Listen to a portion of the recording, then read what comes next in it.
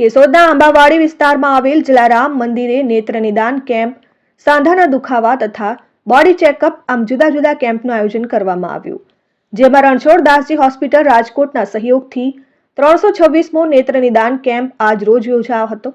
જલારામ મંદિરના ટ્રસ્ટી દિનેશભાઈ કાનાબારના જણાવ્યા મુજબ કેશોદ જલારામ મંદિર ખાતે છેલ્લા ઘણા વર્ષથી યોજાતા નિઃશુલ્ક નેત્ર નિદાન કેમ્પમાં અત્યાર સુધીમાં 326 જેટલા નેત્ર નિદાન કેમ્પ યોજવામાં આવ્યા છે, જેમાં લગભગ 23,212 જેટલા મોતિયાના દર્દીના ફ્રી ઓપરેશન રણછોડ દાસજી હોસ્પિટલ રાજકોટ દ્વારા કરવામાં આવ્યા।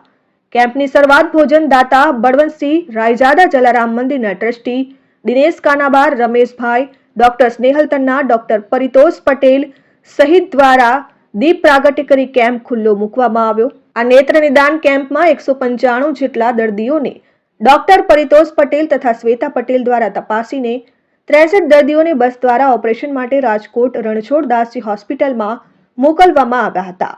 મહાદેવ આયુર્વેદિક ક્લિનિકના સૌંદર્ય રતન મેમ દ્વારા મશીનથી સંપૂર્ણ બોડી ચેકઅપની સેવા અપાઈ હતી। ડોક્ટર ભૂમિ વણપરિયા દ્વારા સાંધાના દુખાવા માટે સેવા અપાઈ તેમજ દર્દીઓને માર્ગદર્શન સુરેશભાઈ અઘેરા, ભગવતસિંહ દ્વારા આપવામાં આવી હતી। જલારામ મંદિર કેશોદ દ્વારા આઈ કેમ્પનું આયોજન કરવામાં આવે છે। પહેલા અને ત્રીજા રવિવારે હંમેશા આઈ કેમ્પ રાખવામાં આવે છે, જેની અંદર આજુબાજુના ગામોમાંથી ઘણા બધા દર્દીઓ એની અંદર લાભ લેતા હોય છે। રાજકોટના રણછોડદાસજી બાપુ એમનું એક ધ્યેય હતું કે કોઈ પણ વ્યક્તિ જે મોતિયાનો દર્દી હોય એને નવી દ્રષ્ટિ આપવી, અને એ ધ્યેયને અનુલક્ષીને જલારામ મંદિરે પણ આયોજન કરેલું છે।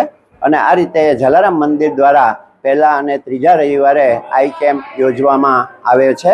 અમારે આ આઈ કેમ્પની અંદર જુદા જુદા ભોજનદાતા દ્વારા અમને સાથ અને સહકાર મળતો હોય છે। Aniruddhsinh Babariya, RN news, Keshod.